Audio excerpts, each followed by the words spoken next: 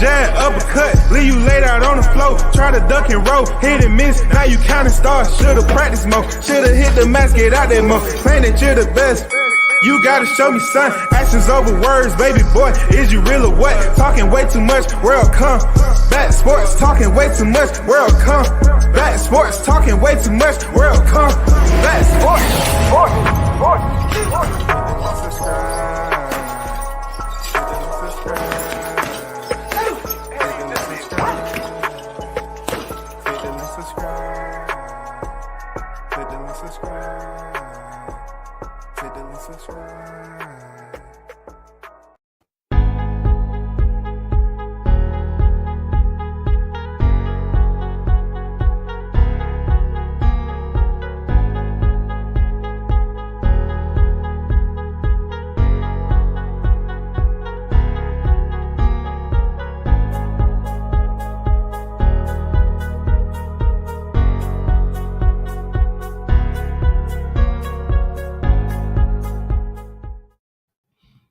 Once again, you're tuned in to World Combat Sports. Salute to everyone, man. Appreciate you pulling up.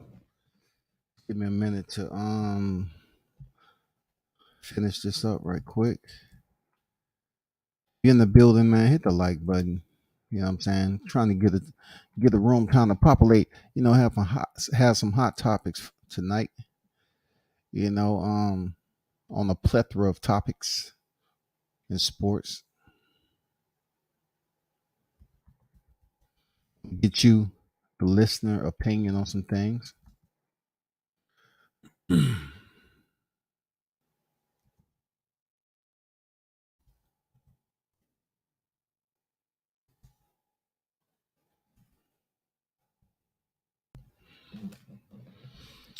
once again, those of you that's been through here before, you understand what it is, man. Drop your input in the live chat, man, and I will have no problem with, interacting. As long as it's on topic and it's not outside the box on something crazy, you know what I'm saying? But yeah, that's what's up.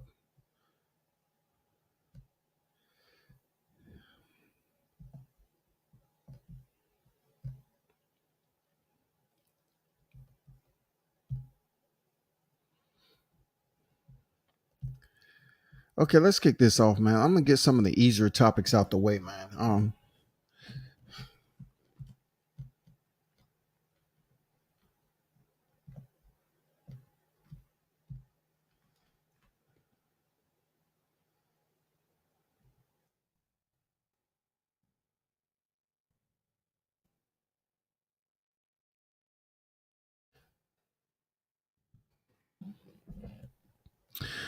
Yeah, getting some of the easier topics out the way, man. I want to talk about my boy Gilberto Ramirez, man.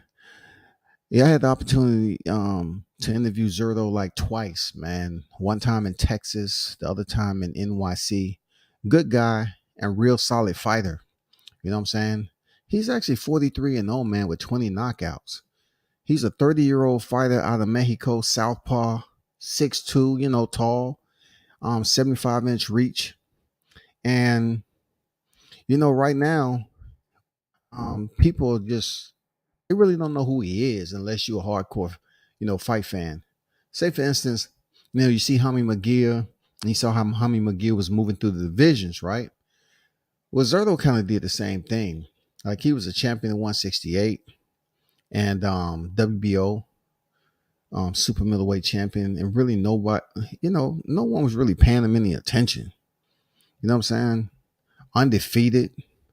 The man has over 40 professional fights. You know what I'm saying? He has Jess Hart on his resume twice. You know what I'm saying? He has Arthur Abraham.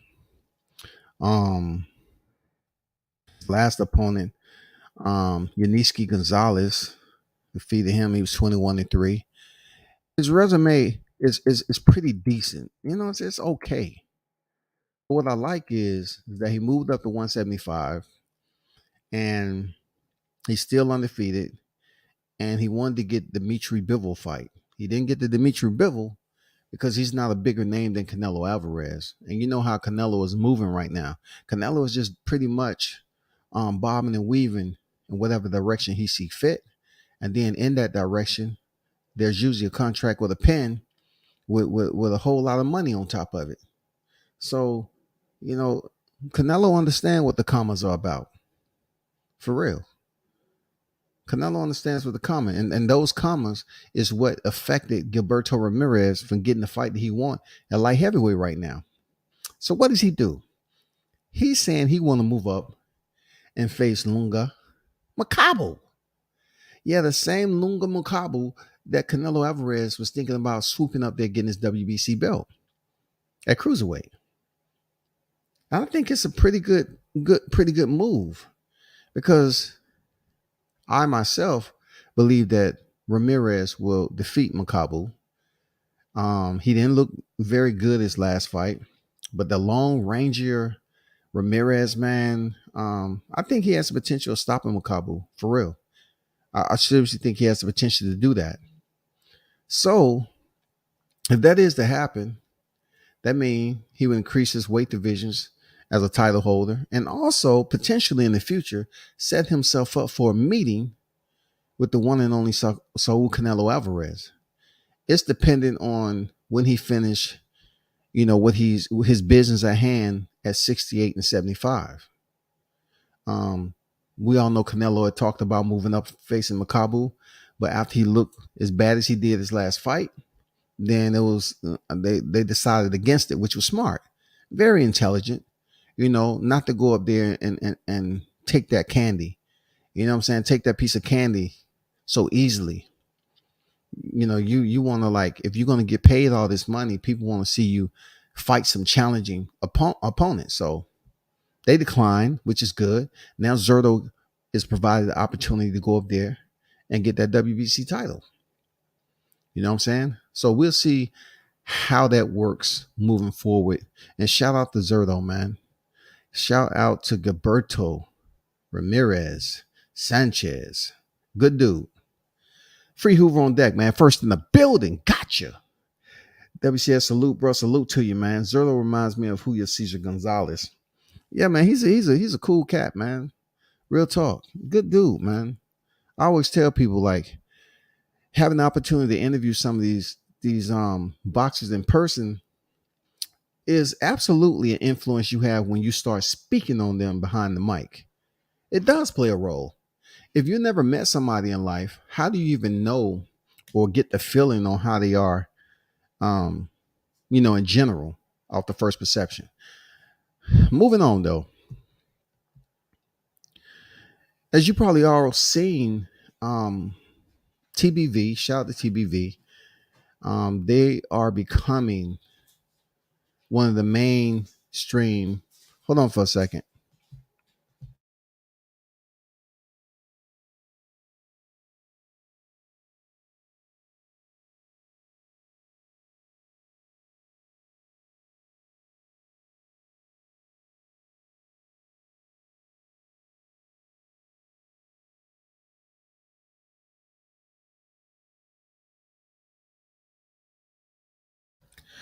TBV is at a point right now where their status has been elevated. I like it. I like the whole setup. I like the team that they got. They have a budget now. For what I'm hearing, they're going to be traveling to Australia for Devin Haney's fight. I like it. You know what I'm saying? I'm pretty sure it's going to be some changes here and there. But right now, he have fighters pulling up. And their spot in Vegas is pretty central. The reason why it's a good spot over there, and whoever, was the planners behind all this, along with Ness and this Danny, was that they understand what Vegas is. And then it's not too overly costly, I don't think. I think is very affordable. And then it's going to be some big fights out there. And then on fight week, excuse me, some of the fighters can drop by in the studio and talk. I like it. You have to understand, it's not too many people out there that, in Vegas especially, that has a platform, a podcast like that. So being that he's in that area, we're beginning to see certain people pop up all the time, like Bill.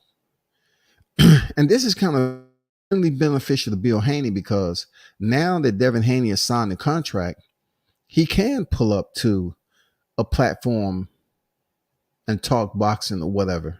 So today, I mean not today, they premiered the video today where before they had Darren Cunningham, right?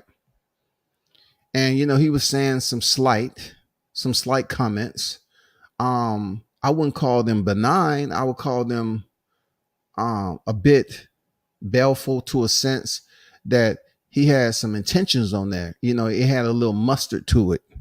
You know what I'm saying? He was trying to say some things about Mickey Bay, which I consider one of the good guys who took it upon himself to make a sacrifice in the boxing career for certain things, right? But Cunningham believed that it was okay to say certain things behind the mic about Mickey Bay. And I'm going to be honest, check this out though. I'm not going to mention their names, but I remember some stuff that was going on. And I remember when Cunningham, first was really, his name popped up with being with Team Haney.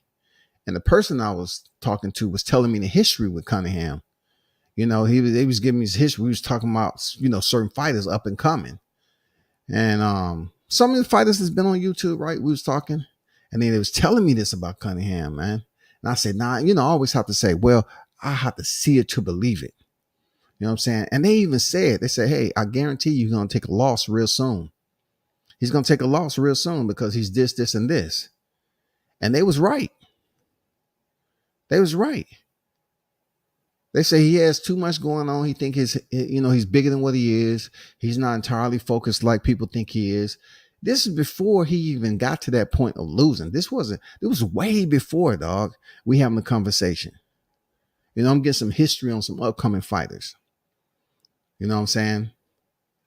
I mean, I can tell you plenty of fighters we had a talk with, just boxing talk that took a L already.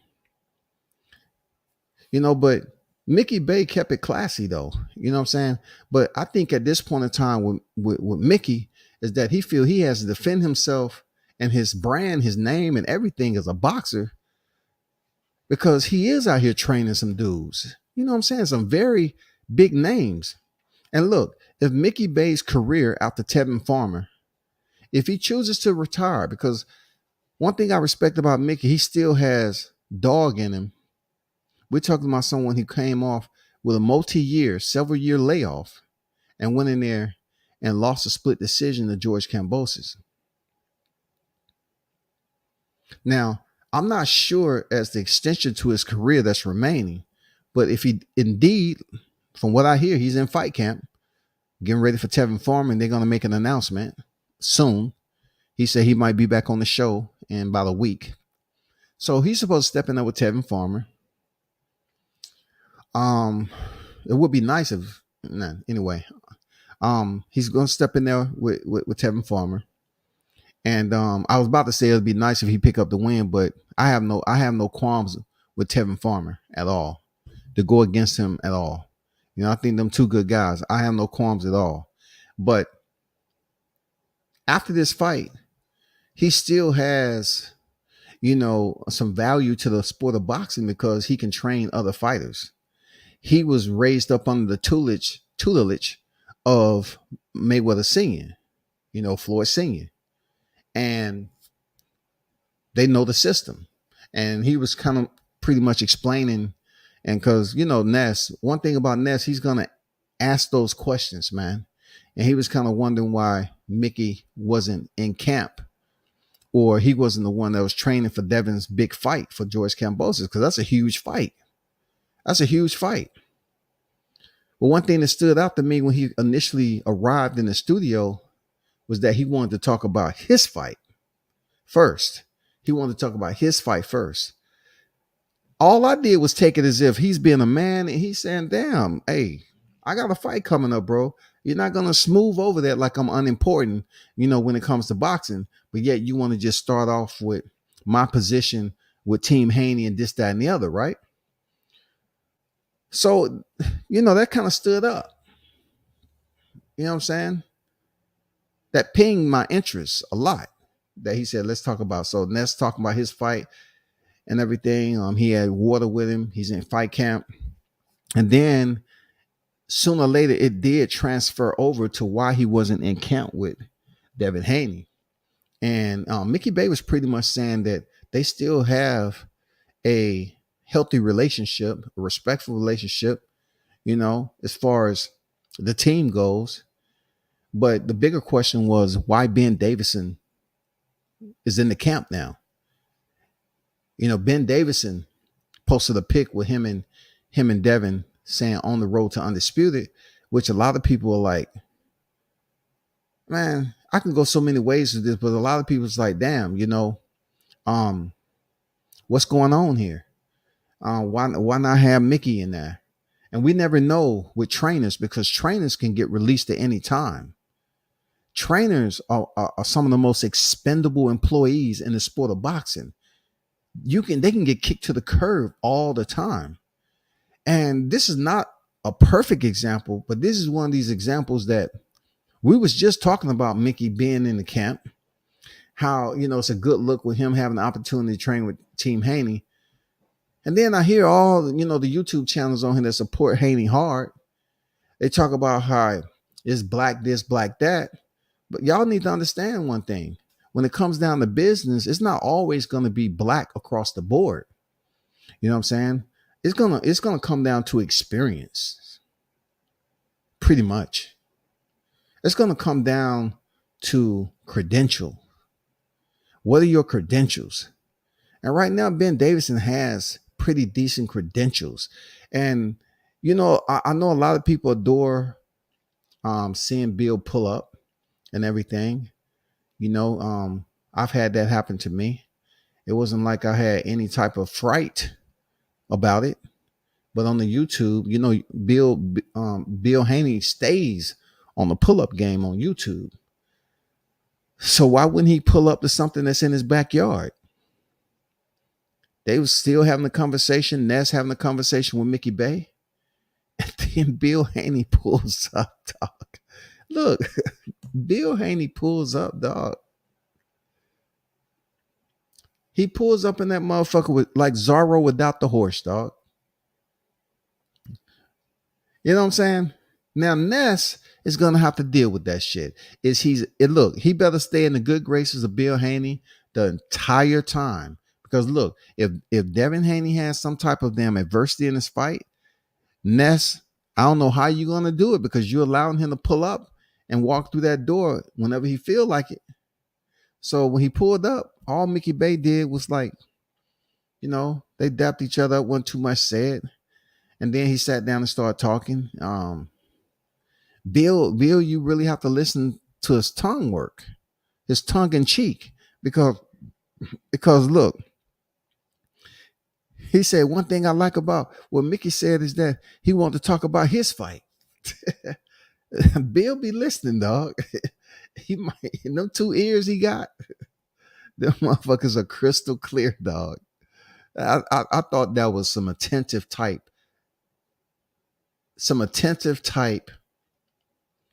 finger pointing to let a person know politely that I understood, I heard you and everything.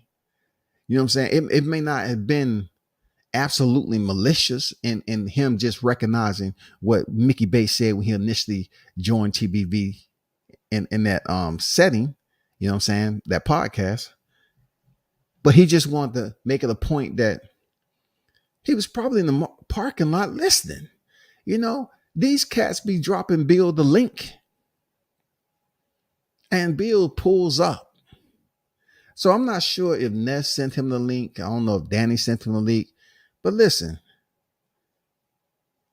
it was pretty decent. It was pretty healthy conversing back and forth, with all 4 of them, from Danny to Ness to Mickey to Bill. And they couldn't really get into the wickets about Devin Haney's contract, because Bill pretty much drove it home once again that they want to allow the Aussie government to announce the fight. And this is some crazy, weird dynamic that boxing has. When a fight is signed contractually, it's almost like you have to you have to play hopscotch or eeny, meeny, miny, mo for somebody to announce the fight. Like it's not only a battleground to sign the fight, it becomes a battleground on who's going to announce it to the public. So the fight is already out. We heard it. It's been stamped, certified, and approved. It's already in the mainstream media. But Bill Haney can't talk about it because he has to allow it to be official. Okay? Official. He has to wait till the fight is announced officially.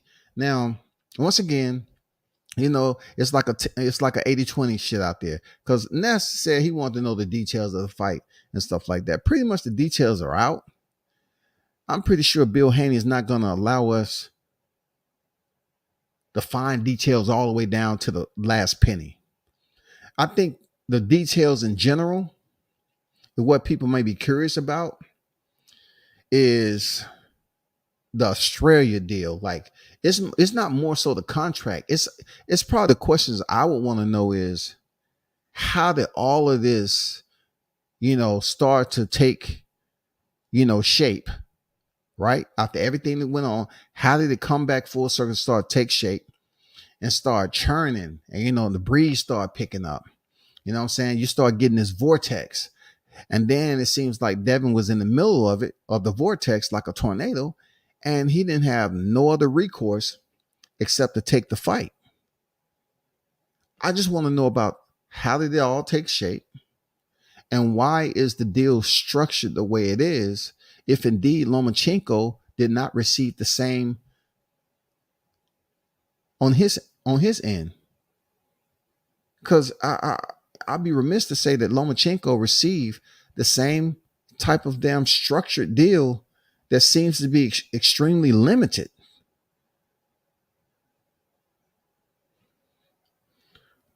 Hoover said, respect to your work. You in them trenches, unlike some of the YTC cats, D-riding fighters all day. I look, I say this, Hoover, when it comes to the, them using D all the time and shit. I say, man, I've been holding one for all my life, and I never wanted to share it with anybody except the female, a woman. You know what I'm saying?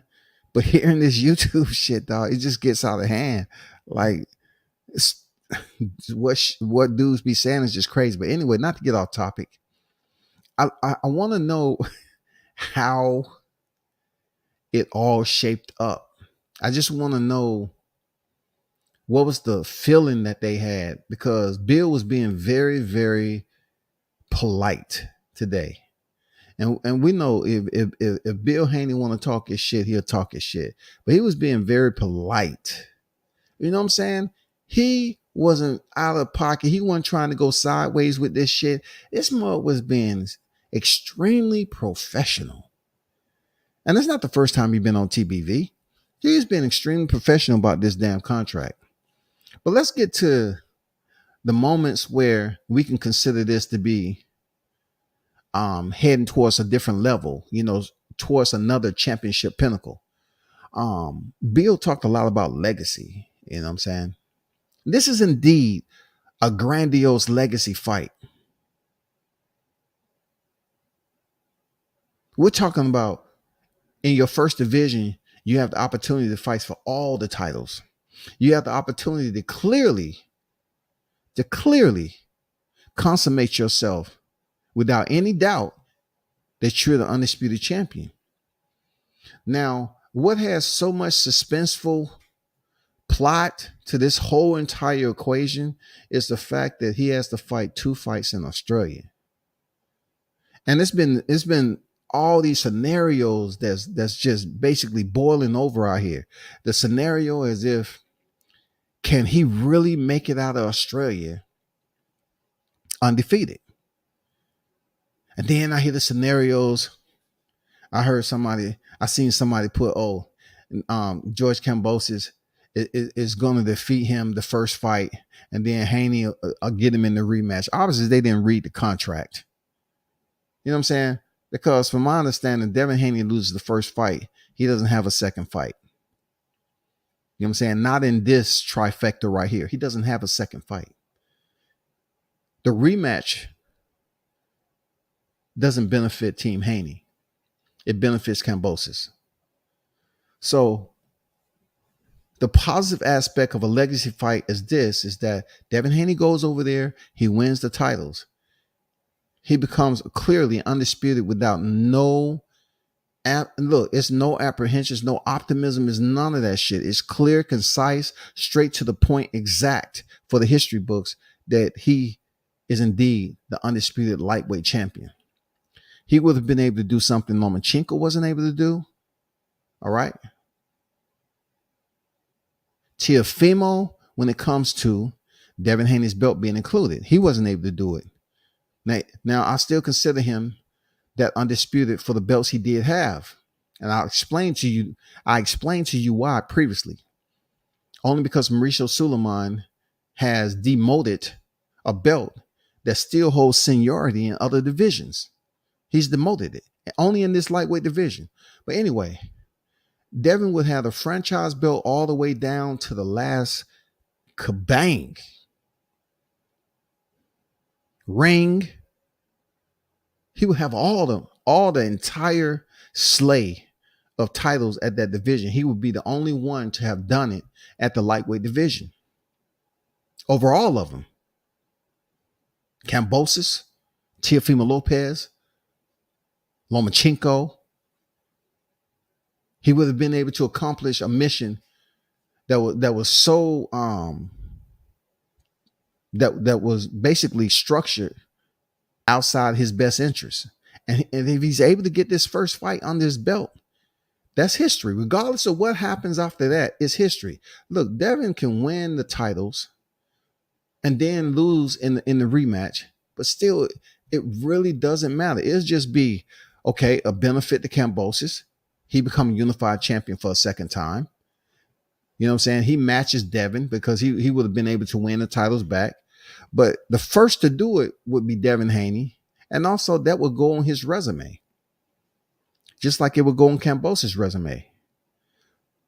So you would have a lot of guys at lightweight that benefited from this championship showcases. Lomo, Teofimo Lopez, George Kambosos, Devin Haney. All of them would have benefited from this championship showcase that went down. You know what I'm saying? Even though Lomachenko didn't get it done against Teofimo Lopez, guess what? They love him so much, they're gonna save him to the trilogy, the trifecta, the end game. You know what I'm saying? They're gonna save him to the finale. So he's still winning. He loses against Teofimo. He goes in there and fights two of Teofimo's common opponents, in Richard Comey and Masayoshi Nakatani.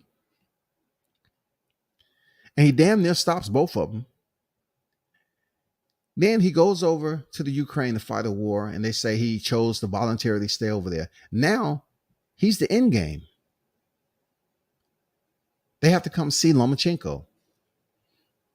How special is that? How entitled is that? They, Top Rank got power. At the end of the day, Top Rank got power.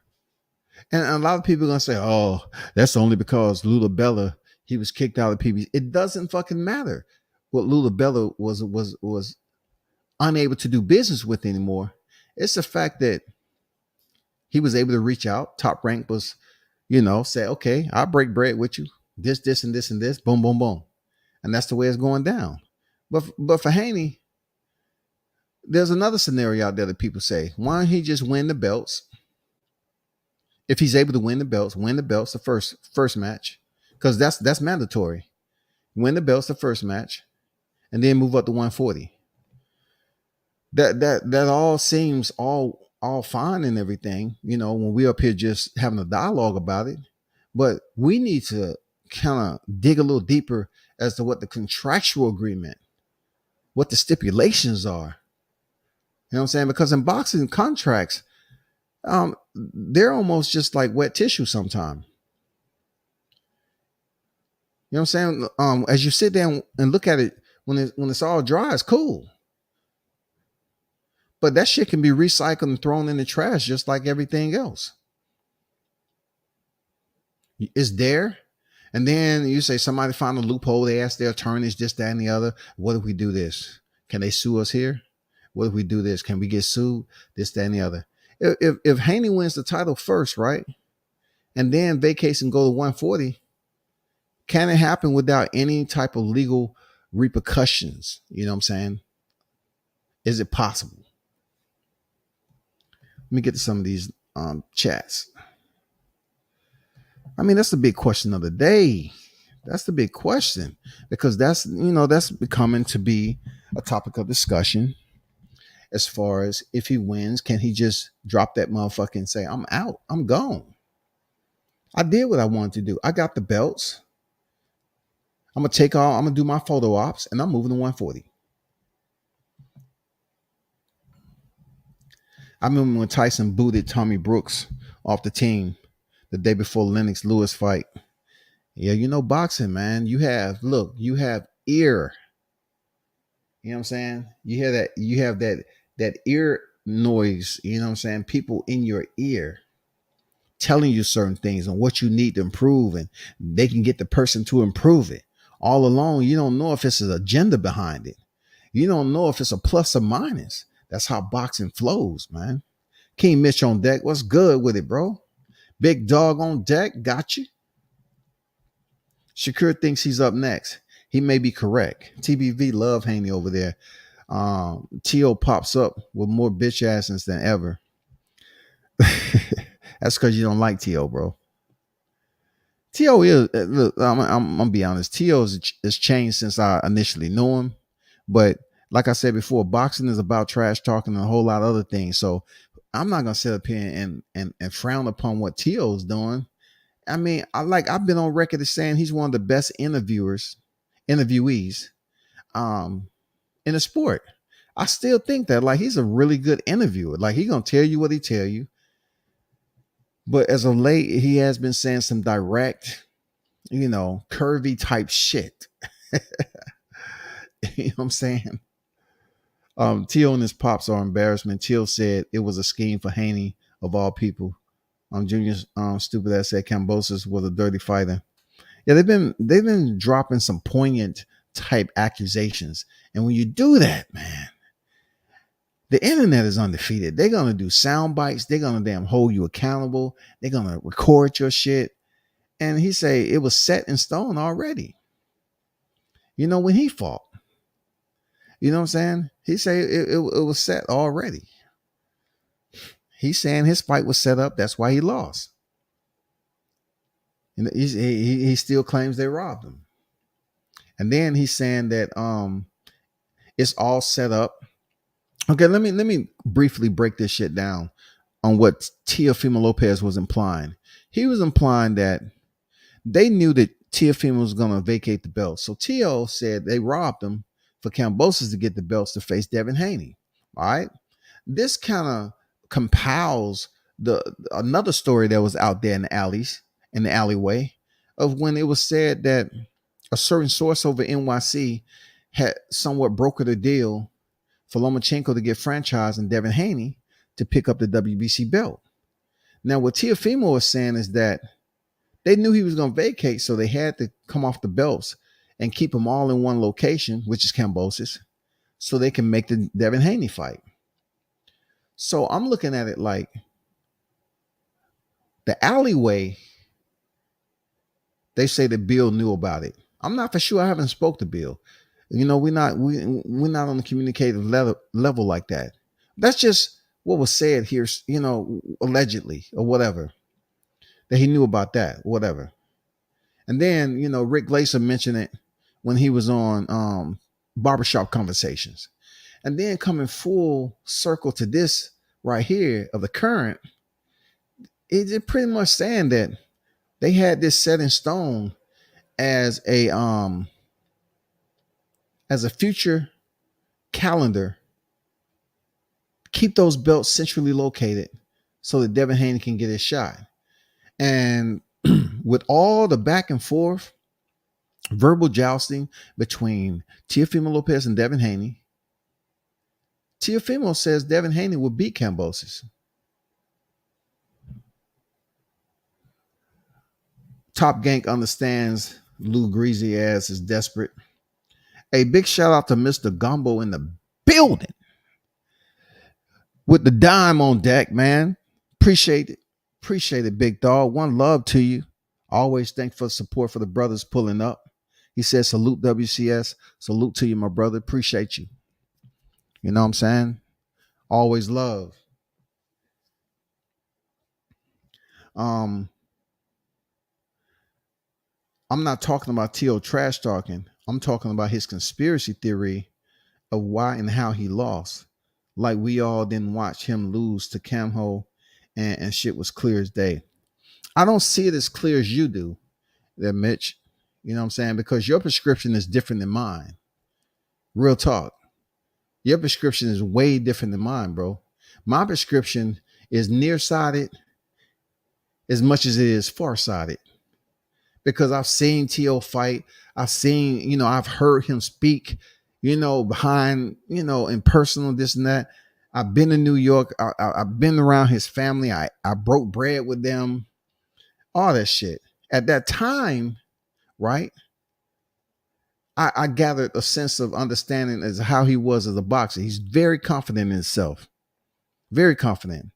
The T.O. that I seen stepping there with Kambosos, in my opinion, was not 100% Teofimo Lopez, because we can just look at the recklessness on how he went out there to try to finish the fight early because he didn't want to go into the late rounds.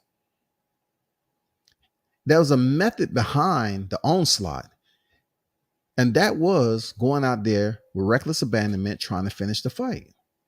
Now, with all that reckless abandonment, look what minimal damage he received. George Kambosos caught him clean, caught Teofimo clean, and he just fell back on his glove.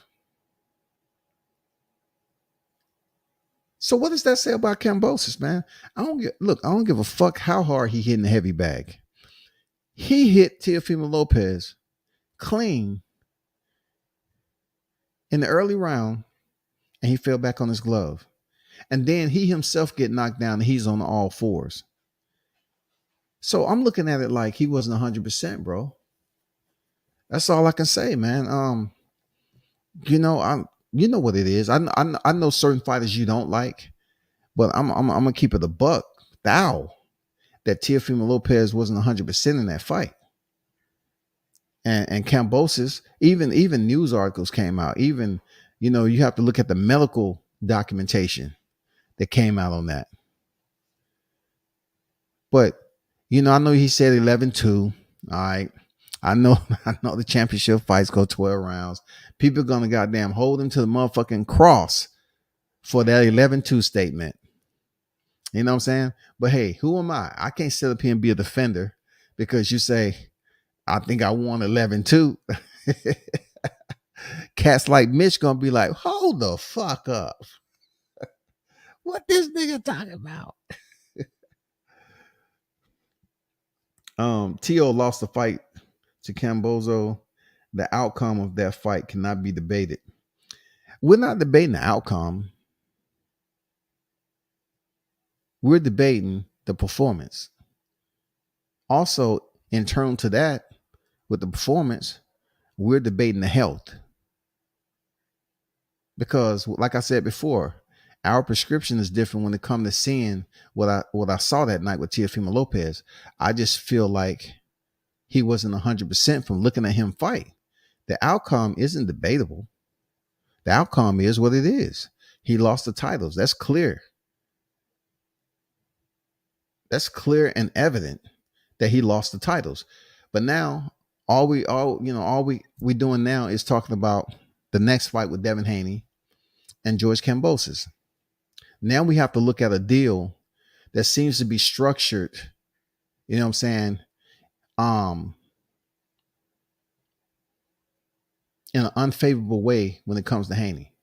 Now, You can look at it from the A side and the B side, right? It may be structured in an unfavorable light for Devin Haney because there's no rematch clause if he loses. Also, you have to look at it in this perspective that he has 2 fights in Australia, which is you're going to be in the backyard of your opposition, the backyard. So everything that goes on leading up to that fight week, you got to make sure your shit is very, very, like I'm talking about, tight, secured. I mean, your perimeter is alert. Your people are vigilant and not complacent. Your food needs to be cooked and not ordered. You know what I'm saying? You need to make sure you come out the pocket and make sure your chef is on deck, right? And then, of course, the water. Make sure your water is all brought unopened. You know the deal. You know where I'm trying to go with this. It is some cons to that shit. It's some very tough obstacles that seems very high in nature for him to come up out of there 2-0. But look at it this way. What if he is able? What if he's able to successfully run 2 obstacle courses in Australia, win the belts, defend the belts, and then go fight Lomachenko?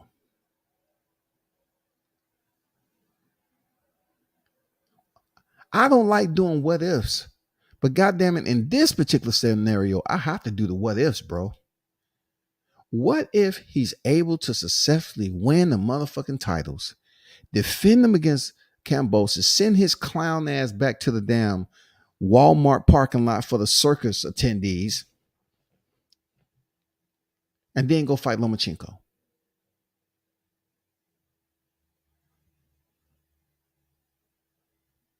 He goes in there and defeat Lomachenko. I'm telling you, I've spoke on it several times about, people chasing Canelo Alvarez and all this other stuff, the brothers chasing Canelo Alvarez. I'm telling you, Devin Haney comes out of here with the low pay that he received.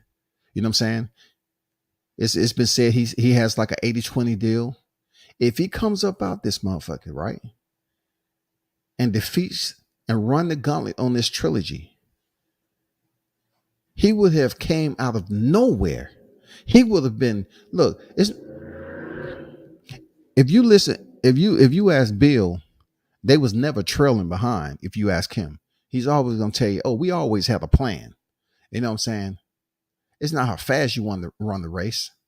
You know what I'm saying? He said, we always had a plan. We just had to make some concessions in between that shit to get where we want to be. But if they run the gauntlet on this trifecta, I seriously think not too many people are going to be able to fuck with him when it comes to them with their new price tag, the respect for his resume, his position in boxing. I truly think that even though I give value, I got to pump the brakes on that. I truly believe that Devin Haney supersedes Teofimo Lopez if he's able to run the gauntlet on this. And then also he should have some type of seniority when he goes up to 140. He would have caught up to Teo, because from my understanding, Teo's not coming back to the ring until around August, September, something, or he can't get back into training, something like that, because he just had an operation. So during that time, Devin Haney's going to be having his fights or whatever. But if he's able to beat the guy who beat Teofimo Lopez, and Devin beats the man who did that, and then go in here and beats the other man who Teofimo defeated, that's going to be sick. It's going to be crazy, bro. You're going to talk about, it's not going to be too many people that can touch him after that shit. Now, I'm not saying he's not going to have any other challenges moving to 140, because it's some dogmatic open cages up there with some of them fighters. Starting with Rougarou. We're going to exclude Josh Taylor, all right, because he said he's moving up. But Rougarou has been on the motherfucking tear. There's so many people. We got Robert Easter there. We got Gary Antoine Russell.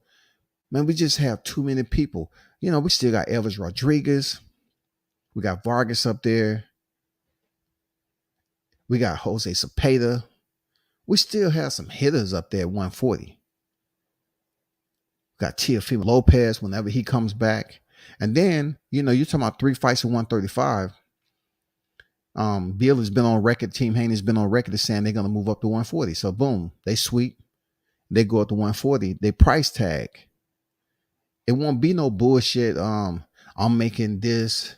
I'm making that without the resume. They're going to have the resume, and they'll be able to price themselves as high as they want to a point, rather than people saying, "Oh, we don't want to fuck with them because they overpricing themselves."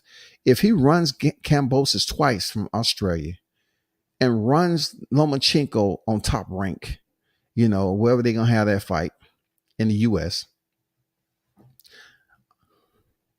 I'm telling you, you're not gonna really be able to fuck with Devin Haney like that. I'm gonna be honest, and I'm not one of those guys that's, you know, like I've criticized his resume, but when it comes down to it, what he has in front of him, if he's able to complete this feat right here, they won't have the narrative, nor myself, to sit up here and criticize the Abdullahevs, the Santiagos, the Gamboas, the Linares, the Jojo Diaz. It wouldn't fucking matter, because once he gets the title and defends it twice, and he beats Lomachenko, who they consider in the pantheon of fucking boxing, it's not going to be too much they can say once he moved to 40. The conversation is over, done.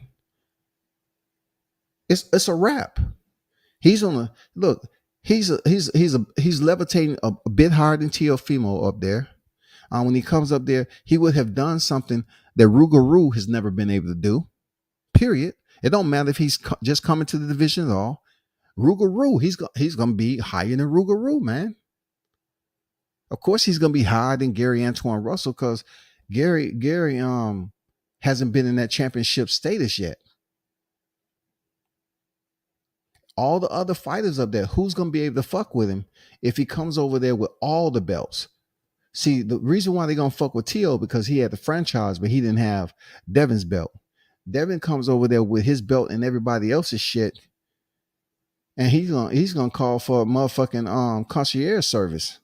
Can somebody come get my luggage, please? Man, don't come up here to 140 with that bullshit, dog. You acting like brand new and shit. Yeah, I'm acting brand new, nigga. Do you know what I just did? I just went over to Australia. Are you feeling me? Don't let me have to explain myself to you one more time. You will have a champ on the front of it and the end of it. Do you understand me? All right, then. Do an about face and get your ass out my presence. People will be chilling. They like, oh my God. What is wrong with that guy? I'm just giving you a scenario in hope that it plays out the way it does. In all sincerity, for real, I'm not that person just because I haven't supported a fighter heavy like that. I'm telling you, as a black man, as a neutral, unbiased journalist, that this is, I told you about Kambosos in the beginning. I told you he wasn't in the best interest. You know, he was lying to us. He wasn't going to, go out here and seek Devin Haney. He just didn't want that shit. He really wanted Lomachenko. But anyway, that's neither here nor there. It'll be great to see this happen the way that I said. Let me get to the chat, man.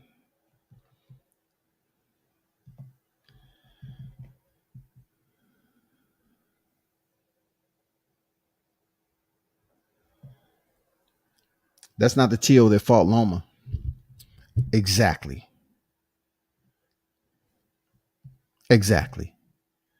That's all I'm saying. That's not the Teo that fought Lomachenko.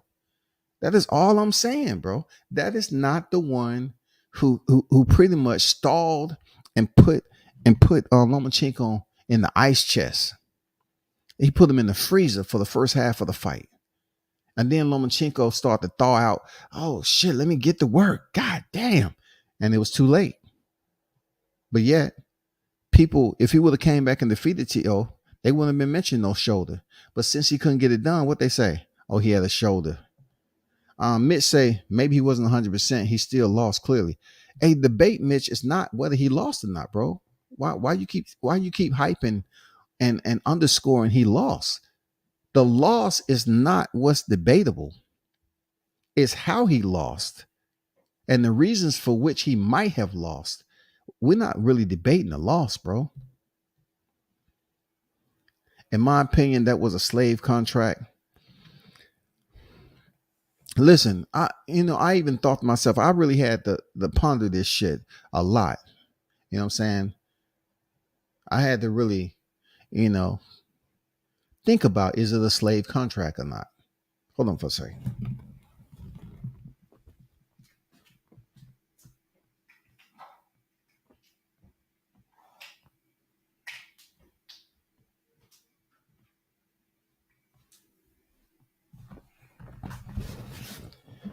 So I really had to think about, I said, this is a fucking slave contract. For one, the numbers really don't add up to, the height of what the championship fight can be about. Pretty much when this was announced, most of the direct focus was zoomed in on what? The numbers. Now, with the numbers being unfavorable for the black fighter, of course, people are going to look at Kambosos and they're going to identify, his snide remarks about, calling the man a boy and shit like that. And talking about go sell your jewelry. Yeah, he's making some pretty questionable motherfucking comments in the media. Hell yeah, he did. But is it a contract that's based off civility? When it comes down to how they structured the numbers and what they was allow Devin Haney to receive in this particular case. And I look at it like this. It's a fucked up that when you talk about sacrifice and compromise, this shit is all the way to the fucking left. Like, this is more so an 80-20 type deal here. And I think it's purely DeBella that's driving this shit. Because if you look at what Teofimo was able to get, I don't even think he was getting what Kambosos was getting. Somebody out there may correct me, but it doesn't even seem like, I know Teofimo wasn't able to freaking defend his belts, but neither has Kambosos defended his belts either. He's scheduled, he's calendared to defend his belts, but look what he's going in there with though. When Teofimo stepped in there with Kambosos, that was off 3 delays. Triller had lost crazy amount of money. And I don't even think he even got close to what Kambosos is measuring monetarily for his fight with Devin Haney. So kudos to him for doing that shit.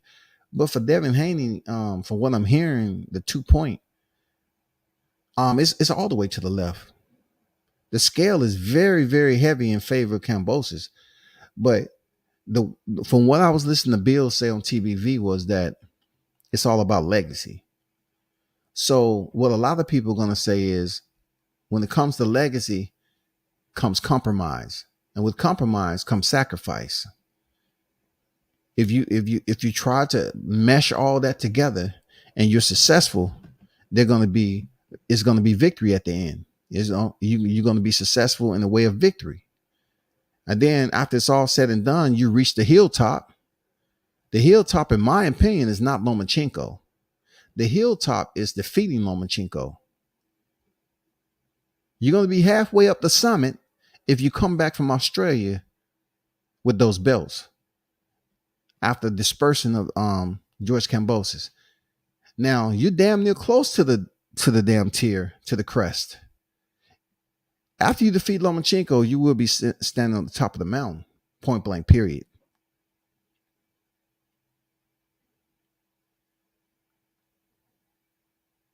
And that would have been all what they was trying to say. Okay, we did legacy. A lot of people didn't think we can get it done. But I'm going to tell you, the fan base of Devin Haney, Um, the scrutiny that was placed on this resume, and I always have to include myself in that because I was one of them. I just called it as I was. The scrutiny that was placed on this resume for being subpar, that would be done over. You have to omit all that rhetoric and now identify what he's been able to accomplish in the most adverse conditions. In the most difficult conditions, he had to go over there to Australia and run the motherfucking gauntlet to start off with. You know, in the Marine Corps, we have an obstacle course, right? When you initially start off, you know, you have to jump over some logs and shit like that and slide down, you know, some jump on top of some logs and this, that, and the other. But at the end of that motherfucker, you got to climb this 20-foot rope. And you tired and exhausted. That's pretty much what they're trying to make it with Devin Haney facing Lomachenko. Not too many people can say they faced Lomachenko that's considered to be the Fab Five, so to speak, of the lightweight division. Ryan Garcia hasn't stepped in there with him, but he stepped in there with one of Lomachenko's current opponent, Luke Campbell. You feel me? Richard Comey, he could say he stepped in there. That's a common opponent of Teofimo Lopez. Teofimo Lopez is not a common opponent of Devin Haney. Richard Comey is not a common opponent of Devin Haney. Masayoshi Nakatani is not a common opponent of Devin Haney. But George Kambosos would be. George Kambosos would be a common opponent of Teofimo Lopez, who defeated him for the titles. Then to get to the grand finale, Lomachenko would be a common opponent of Teofimo Lopez, the man who lost his titles. So Devin would have stepped in there with George Kambosos, who picked up the titles, and then stepped in there with Lomachenko, who lost his titles, even though he's a unified champion. He would have defeated the most important opposition of Teofimo's career right now, Kambosos and Vasil Lomachenko. So you strap those two together, credential-wise, those two medals right there, going over the 140, it'd be crazy. It'd be sick. He changes levels. He goes into a whole nother tier of notoriety and superstardom, and it's a wrap. It's a wrap for a long time. Seriously, it's a wrap because he can go up to 140 and fight somebody. I ain't saying soft, but he can pick and choose. You know what I'm saying? By that time, Josh Taylor, in my opinion, would have vacated the belts. And you know what I'm saying? You don't have a murderer's row up there at 140. So it's definitely somebody up there where he can go up there and get a title shot.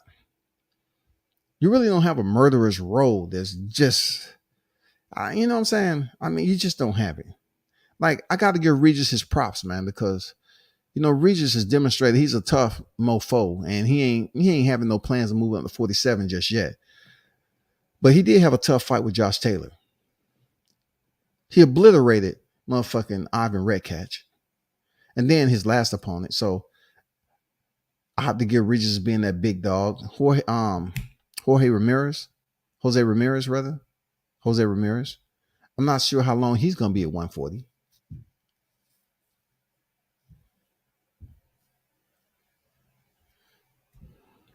Black Belt Ben say Haney going to need to have water shipped from the States from a personal spring that's his. That water is important, ain't it? You know what I'm saying, Ben? Shout out to Ben on deck. I see. Dad personally bottled. Yeah, man. Hey, that water is very important. Not only that, we have to look at it also with the COVID shit. Like, COVID ain't went nowhere. I know people are not highlighting it as much as it was when it was active, but COVID haven't went anywhere now. You know, also, you know, mentioned COVID. Bill talked about the vaccination, you know, situation, because they was totally against getting vaccinated. And that was a hindrance, right? Of them being signed on to the fight to go over to Australia because, you know, they was totally against the vaccination. Since then, that's been cleared up. I wonder, Campbell's miraculously pulls out a draw in the first fight. does the top gang have options on Haney next fight? If it's a draw, they're gonna fight a rematch in Australia. Why would a draw declare one fighter be removed from the equation and Kambosos go on to fight Lomachenko? Why is that? That'd be terrible, despicable, and everything. If Haney doesn't lose, but yet he pulls a draw, but yet they try to act like contractually he didn't win, so it's no rematch. He did not definitively win. That's being extremely petty. And now Captain Corruption flies in on this damn cape again and shows us how important he is to boxing. Because that would be absolutely insane for them to try to pull something off like that. Because they can make it a draw easily. If it's somewhere in the contract that he has to win, if it's a draw, that means Kambosos moves on. Now, that is becoming more of a a heavily loaded contract of civility right there. That's when it comes extremely sharp when it comes to discrimination. Because not only did you say he's not going to get paid shit and he has to fight over Australia, but if he doesn't WIN, you're saying that he's removed. It's just like a loss. And Kambosos goes on to fight Lomachenko. That'd be fucked up. But that's some of the questions that, Bill needs to explain to whoever's platform he's on. From my understanding, they're probably going to be officially announcing it this week, I believe, over there in Australia. So they're waiting on the Australian government to release the info. Good question, Mitch. Stay right there, Mitch. Stay with that shit right there, dog. Because you come in here swinging knives and shit. My question is how they going to be able to get around Tank mandatory where they have to drop the WBA belt. That's a good question, man. And the dilemma is with Tank is, of course, what is his next lineup going to be? Like, from what I'm hearing, Tank is going to stay in the yard. He's just not going to be beneath the umbrella of Mayweather Promotions. So therefore, Al Heyman has been calling the shots anyway. People have to understand that Al Heyman's been calling the shots. And Floyd Mayweather's not calling the shots over Al Heyman. When Floyd initially came over to PVC, he didn't come over there as if Mayweather Promotions was already an IPO and a motherfucking NFT. None of that. He came over there and he had to speak to a certain person and they had to convince Al Heyman that he needed to sign this fighter because Al wasn't, impressed with Floyd initially. That's real talk. I spoke to the OG that was back there.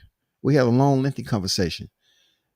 And Al Heyman really wasn't interested in signing Floyd Mayweather just, at that point. It's not until when he was asked, what makes you different, or whatever the words was. What make you different? Why are you so different than any other boxer? He said, because nobody's going to beat me. I ain't going to never lose. I'm never going to lose. And, they signed him and the rest is just what it is, bro. But anyway, Al Heyman calls the motherfucking shots. And I'm wondering, okay, if who's going to be next with the managerial position. I don't think Leonard Ellaby will still hold that position like that without Floyd having some type of role play. Floyd's going to be the sponge from the situation. I'm pretty sure Leonard Ellaby would. I'm just trying to find out how they're going to work that out. And are they going to start giving him bigger fights? Because that's what Gervonta Davis is pretty much adamant about right now. He wants bigger fights. So to answer your question, I don't know how they're going to move him, man. Because we know the shit about mandatories. It sounds good. But when it comes down to them actually sealing the deal, man, we don't see motherfuckers get fucked over with mandatories. They was doing Usyk like that when Deontay was still in arbitration, bro. We've seen mandatories come and go and disappear. The sanctioning body that's the most strictest when it comes to mandatories is the IBF. We totally understand that. I thought there's a rematch. If the fight is a draw, Haney has to win. I'm like I gotta find that out, Mitch. I don't know, bro. To be honest, I don't know if Haney's a draw and they say, okay, you didn't win, Cambosis goes on, then that's petty.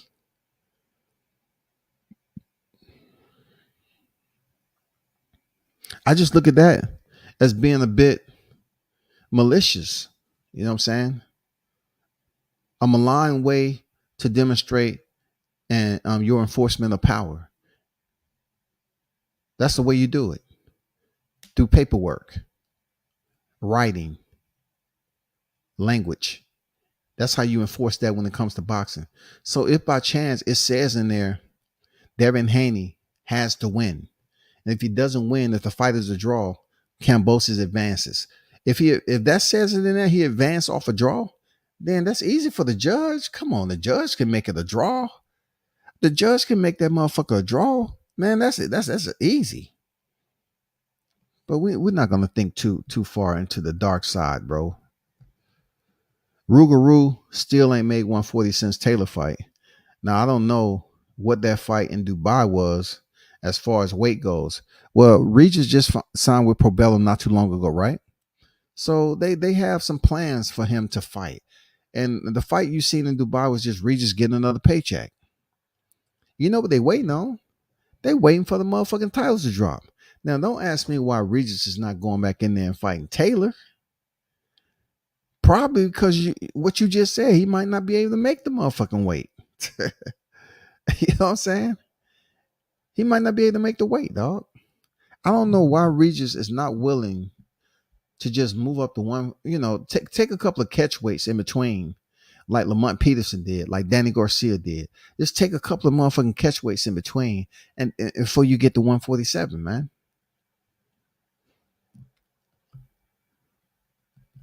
I think he would. Let me see. I think he would be well above Lopez. He would have been a legit undisputed champion. Yeah. That's what I'm saying. I mean, the bragging rights with Team Haney, I mean, it would be far and beyond what anybody can touch. Because every time, what we can bring up in the past was this, and this. Now, they complete this motherfucking trifecta. It becomes to like, okay, first of all, this bill. First of all, I know what you're going with this. I don't want to talk about shit unless it's right now, right here. We got all the belts. We did some you all, a lot of y'all thought we couldn't do. We stumped Cambosis in his backyard twice, took his money, and came over here and slapped Lomachenko around. And this is where we at. So everything you asked me, that shit need to be on what we just accomplished, what we just did now. I don't want to hear none of the other shit. Tank and his WBA status won't mean shit until Haney finished this fight trash ass deal. Yeah. His WBA status, man. Tank re-signing, standing in the yard, so to speak. Let Al Heyman be his consultant and everything else that's in rotation over there. I still look at Tank as one of these guys who can be a really big superstar. Real talk. But as the people that I talk to in these promotions behind the scenes, right, they really don't even have Gervonta Davis' name in the equation if Devin Haney is a future opponent. Like I said before, the one name that I've heard for sure that they may specifically be trying to work and plan is Devin Haney versus Shakur Stevenson. When it comes to Gervonta Davis, that name hasn't really been frolicking around in people's conversation. Batman on deck. What's good? Tia should have never got big headed. It happens in boxing. It happens in sports, man. People get big headed. I think I saw it coming though, because you have to look at the DNA of his father, how his father was talking that his son was going to be a champion in 15 fights. You know what I'm saying? people was like, no, that ain't gonna happen, blah, blah, blah. It happened. It came to fruition. You have to seal that up as being okay. All right. It's a little bit of Nostradamus-itis going on here. You know, Lopez Sr. was able to predict and fulfill. You know what I'm saying? He predicted and he fulfilled that shit. And then he went up there and beat Lomachenko, which his dad was saying that they wanted Lomachenko, man. People was thinking, oh, man, you crazy. You crazy. You don't want no Lomachenko. He went in there and defeated Lomachenko, man. So they should have some type of big head about it. I'm not going to lie to you, bro. What does Haney deal have to do with the WBA forcing the unification? Oh, I guess I think Mitch was more so talking about the length of time, you know, whatever. I don't know, but this deal is priority. It ain't look, it's no WBA mandatory shit coming in between this deal. You know what I'm saying? If Haney, you know, does what he does, Lomachenko is there. It's signed and sealed, delivered. He's the next guy. That ain't an option.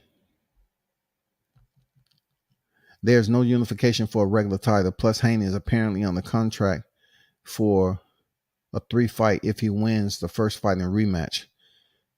Okay, for sure, it's not a unification. I don't think I was talking about no unification. I thought or assumed that you were speaking on the WBA mandatory. Of course, you cannot unify with a WBA regular. Of course. But I was speaking on more so if the WBA popped up with a mandatory. There's no way they're going to intervene in a contract for a 3-fight deal such as this. And all of a sudden, the WBA is a part of this shit. Come on. Who has the WBA titles? Kambosos. Devin is fighting to defend his title and also challenge for the titles of Kambosos. So, you know, the WBA is in between all that shit. All the sanctioning bodies, bro.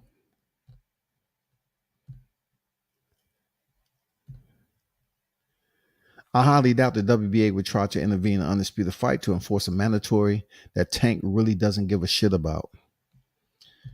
Like I said, I don't know exactly what's going on with Gervonta Davis. All I know is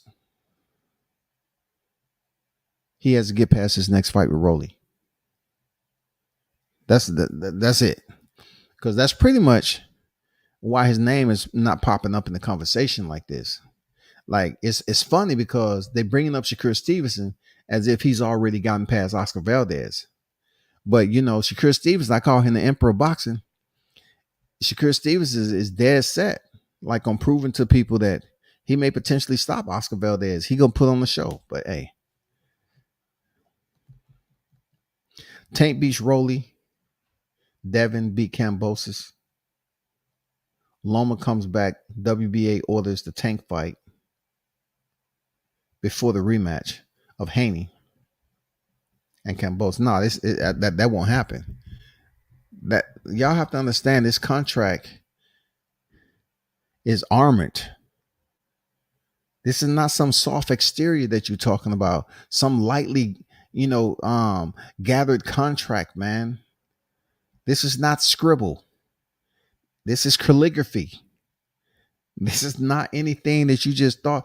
Ain't nothing popping out of the blue from PBC to fuck with this damn 3-fight deal. It's not happening, bro. It's not happening there, Ben. This shit ain't happening. Tank steps aside to fight Loma. Teo be the mandatory. To be the mandatory in both WBO and WBA. That what you just said is nowhere close, man. Like, we can type mazes all day long, but neither fighter out of this, Kambosos or Devin or Lomachenko, is going to be in that maze. This shit is a straight to the point, signed, sealed, and they have to carry this shit out. The only thing we waiting on is for the results for us to start, you know, putting the notches. You know, we have to wait till the results happen to start notching, and then we get to the trifecta, the trilogy. That's it.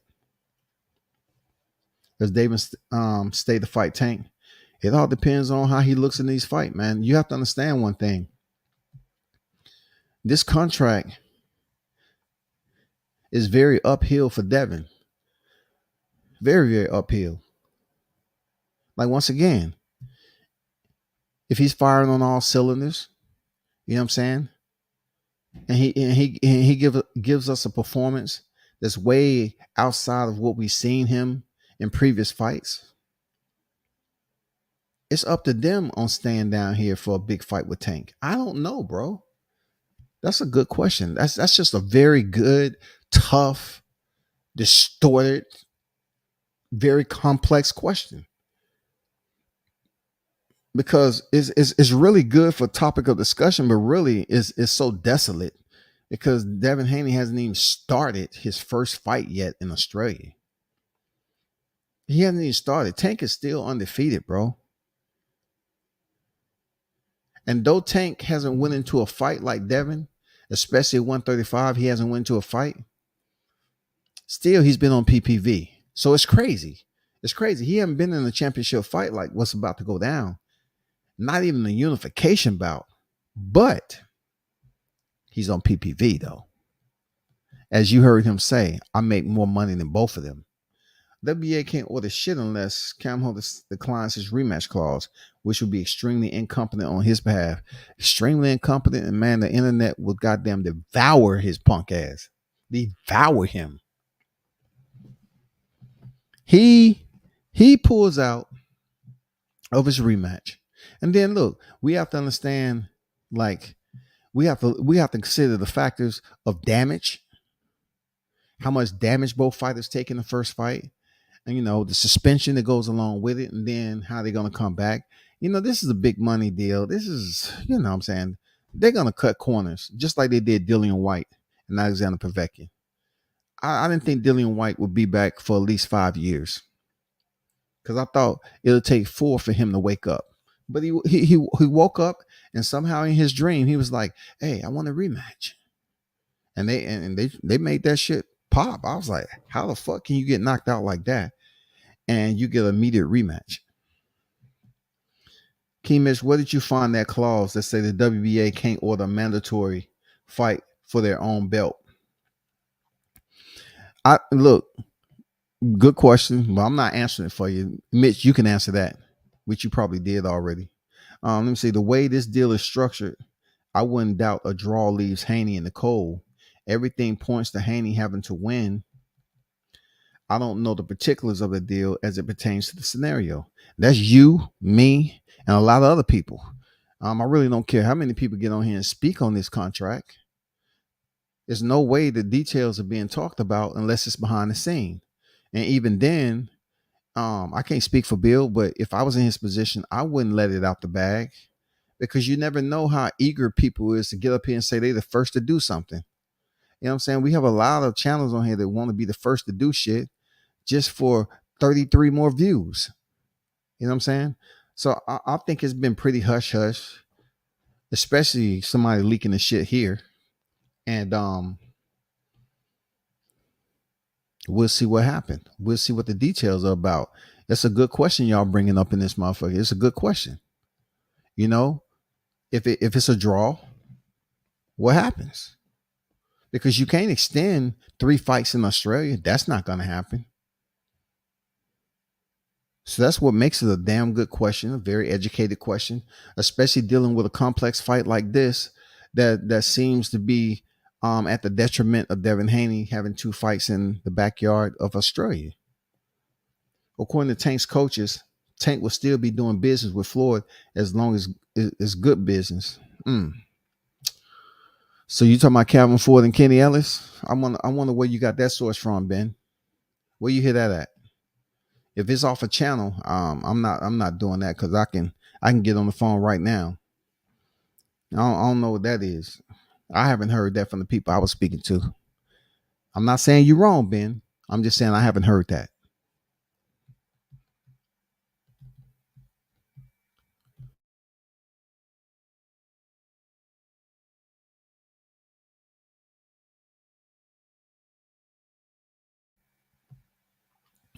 Let's see.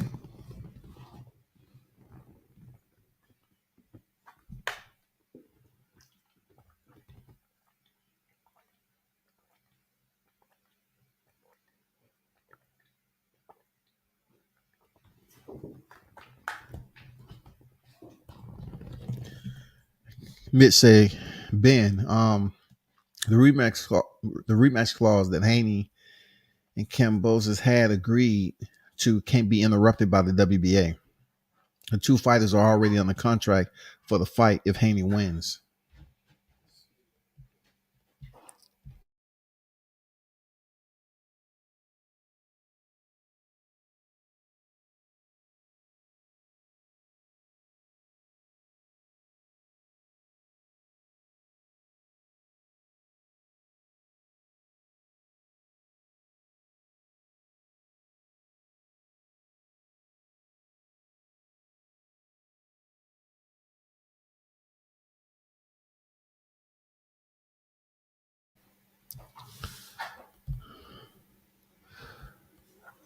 Listen, with this WBA, okay, WBA totally understands who their WBA champion is at lightweight.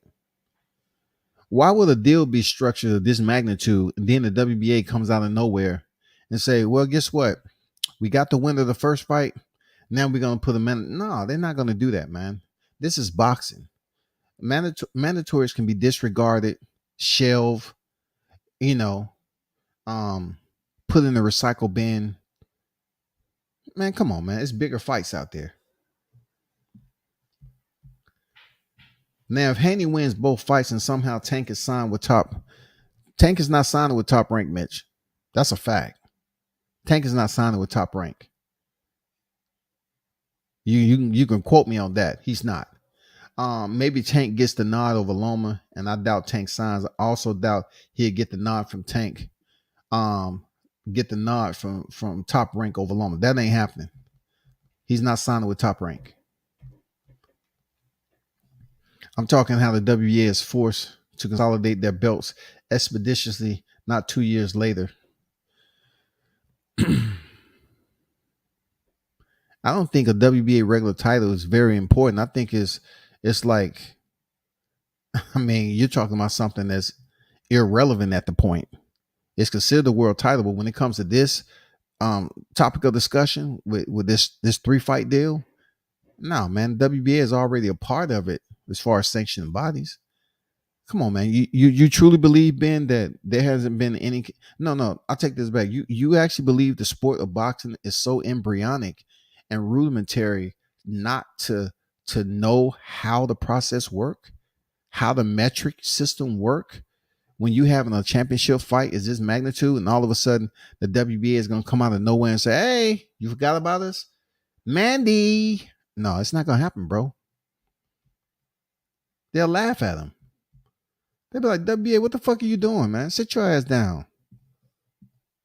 What you doing? Ben won't Tank in the mid so bad. The contract is signed.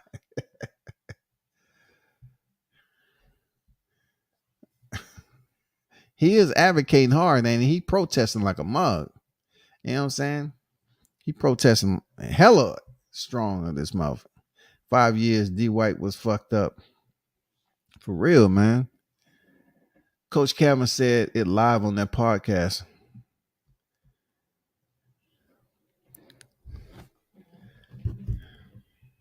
Y'all understand where that came from now. I mean, I'm not saying Coach Kevin's lying.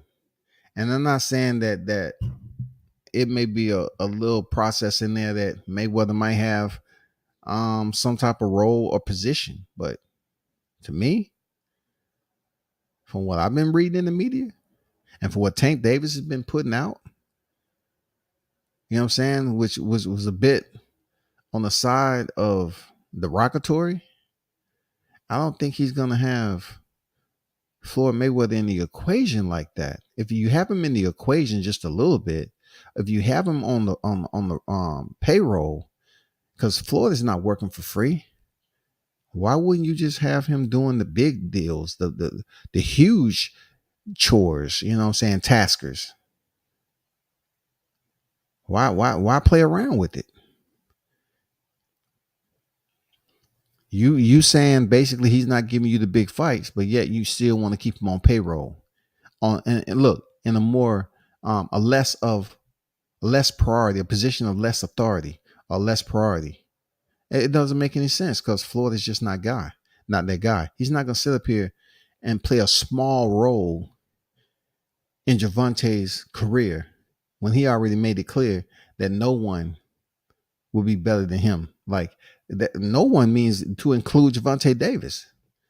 So therefore, Gervonta probably looking at the shit that happened already between them that caused them contentiousness. He's looking at, the fights he's gotten. He want to goddamn be a PPV star. He want the millions upon millions because of what I heard allegedly that he's lost millions of dollars. You know what I'm saying? So Gervonta is a star, man. Gervonta is a superstar. Real talk. He just need the suit to wear with it. He needs the monetary sustainability. His price tag need to be up there. Where he can really start making that good, sustainable money. Not that motherfucking money that's in the bottom of the glass and you leave it on the counter long enough, that shit just evaporates. Nah, he want that money that sits around, that old crispy goddamn money. You got so much of it, you got old Benjamins up that motherfucker. From what it sounds like from Kevin is that Tank would have much larger say in the situation. Cool. WBA would be stupid. They would be knocking their own hustle. They're included in the undisputed fight and whatever fight Tank has. More dollars for them. 2 + 2 is always 4. Yeah, man. I mean, it's 2 + 2 is always 4 if you asking, someone that made it out of grade school, not by the name of Dillian White. Because Dillian White will tell you up and down that shit about 7. 2 + 2, you say? Man, come on. You know what I mean? It's going to be like 7. 7, right? 2 + 2, 7. 4, 5. Eddie, come over here. What's 2 + 2? It's 7, right? Yeah, Eddie says 7. For what is like, walking and stepping on your own toes don't make sense. Man, they're going to have to figure that shit out, bro. They got to figure it out, real talk. The one thing that Tank brings when he with Mayweather is Mayweather. But Mayweather has been known to have a ginormous ego, bro. Oh my God. I mean, I don't ever see Tank Davis stepping outside the silhouette of Floyd Mayweather as long as he's signed with that promotion. It's no way. He needs to venture out and hopefully he gets past Rolly. Look, I'm telling y'all right here, right now, it don't matter if he take a loss with Rolly. That loss better be legitimate. It better not be no Jackson Marine ass bullshit, because they're going to look at that shit and they're going to goddamn put in a petition to have that shit overturned and do the damn negligence, and due to conflict of interest and all this other damn terms they use. It better be something legitimate. It better be something that played out in the ring that we can see on the foreseeable cards that night that they got it right. Rolly got it done. Besides that, if Tank went in there and clearly dominated Rolly and they come up there and rob him, it's not going to stand. It's not going to stand, bro. And it's not going to happen. It's not going to stand. Nah. It's not going to stand, man. I don't agree with that. It's not going to stand. But hey, I don't know, man. I've seen what happened to Gary Russell all that time for what he said to Floyd, and then I hear what Gervonta is saying about Floyd. I don't know, man. I'm looking at, people say that Gary Russell spoke out of turn. And I say, damn, that's a grown fucking man with a family, bro. And y'all shelved him like that. And then I'm looking at Gervonta. He's much younger, 27. He's been talking shit about Floyd. He's speaking out of turn. So you gonna try to shelve him too? I don't know, bro. I don't know about that. I don't know, but shit. Man, that's all I got. I gotta bounce, man. I gotta take care of, some family stuff right here. You know what I'm saying? But it's always a pleasure, man. Appreciate y'all all y'all that was in the chat dropping them comments and everything. Man, y'all was hot. You know, y'all always keep it hot in the chat. You know what I'm saying? And Mitch was on pretty decent behavior today. Usually come in here cussing and goddamn throwing blows and shit, man. Breaking glass and plates, picking up rocks and shit. You know, man, appreciate y'all for pulling up, man. And they're gonna be, we're gonna be talking about this Devin Haney situation forever. I'm not gonna talk about it every day. I'm gonna try not to, because look, there's not too many topics out there in boxing that's as highlighted of interest than Devin Haney and George Kambosos. The only the one closer to it is Gervonta Davis and what he has going on.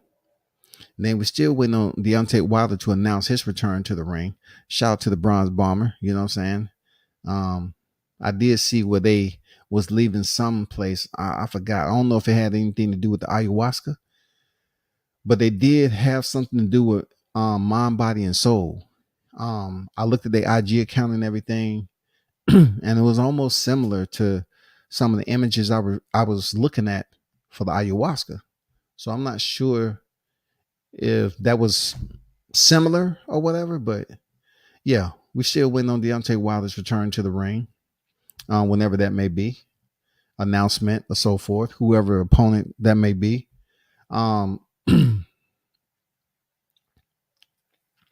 We still have Errol Spence Jr., Denis Ugas, of course. I've been watching him training. I'm telling you, it's gonna be a tough fight, man. I don't know what everybody else is talking about, man. I already got a bet with Mitch. You know what I'm saying? I'm gonna have to think about increasing that. You know what I'm saying? I'm gonna have to increase that to maybe 100 bands on that motherfucker. You know what I'm saying? But I need to make sure Mitch can hold his side of the bargain. I'm gonna have to put 100 bands on that motherfucker, because Denis Ugas looking good in training. Denis looking good, boy. I don't know. And then look, I'm gonna tell y'all once again, y'all sitting up here acting like just because y'all want to go off numbers of a channel, but y'all know damn well when I brought that scenario up, don't let me bring up the audio and the date. Y'all know I said that Errol Spence, Jermell Charlo should fight one another before anybody on YouTube was talking that shit. Nobody wasn't even talking none of that shit. They was up here making all these style remarks, all were on WCSO, they're just talking shit. I was the one who came up with the scenario that Errol Spence should move up, face Jermell Charlo, win the belts, get a rematch, and Jermell Charlo get the belts back, become, it helps both of them out. It doesn't take away from him fighting Terrence Crawford, but I put the scenario out there a long time ago. I said, if you really want to make money, and they talking about black fighters making money with black fighters, guess what? You have the perfect setting. You have Charlo twin and you have motherfucking Errol Spence Jr. All I hear was Crawford moving up. He can't fight PBC fighters. He ain't gonna be able to fight this. He ain't gonna be able to fight that. And I said, okay, shit.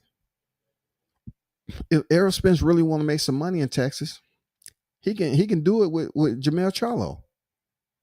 That'll be the perfect person, because a lot of people support them in Texas. They're a big deal. And plus, Errol Spence will be moving up to 154 to pick up another title in a second division. But look, I put this shit out there more than once. And all of a sudden, Mike Tyson come out with it. And then everybody else has come out with it. Well, I'm going to say this shit. I was the only one that was talking about that before anybody came up with it. Yes, money out there. Break bread with your brother. And now all of a sudden, they talking about, oh, it's a riff over there. It's animosity over there. They're not really. What did I say? I said all they have to do is start up as if it's a problem. If it's animosity or it's beef, go on social media, say something crazy, and people gonna bite on it. They don't have to say much. You know what I'm saying? Well, one point I did make is that it'll be good if Jermell Charlo wins these belts, and Spence, all he has to do is come up on Twitter and say, I guess I'm coming up to 54. That's it. Because look, Mel Charlo's already been on record as saying, "Oh, if my brother, I don't have no problem fighting him." Then in the back end of the sentence, he say, "I'll just vacate, and if he really want him, he can fight for him." Man, come on, dog. You picked up 2 belts with Jason Rosario. Stop it, dog. Stop it. Come on, man. He ain't trying to break bread. Like Tyson said, break bread with your brother. He told older brother, he told Maul, tell your brother, break bread with the brother. Tyson say the shit, and it means everything. I said that shit months ago. They should fight each other because there's money in that. And I also put it out there. I don't think black fighters can pull this shit off. I said that shit. And now you're seeing a clear picture as to why I said I don't think these black fighters can pull it off. All because of the egos. They can make millions upon millions fighting each other. But Mel Charlo's gonna say some dumb shit like, "Oh, he from the hood. We from the same hood." Who gives a fuck? If y'all from the same hood, that's even better, right? Y'all can laugh that shit, man. We pulled that shit off, bro. Man, god damn, I'm feeling good having all that money in the bank. Jermell Charlo already took a loss from Tony Harrison. It's good. Anyway. Man, y'all hold it down, man. Continue to support the channel. Appreciate y'all hitting the like button, those of you that did. And the ones that subscribe to the channel, man, pass the word for others to come aboard. Turn up and tune in to World Combat Sports. I'm out.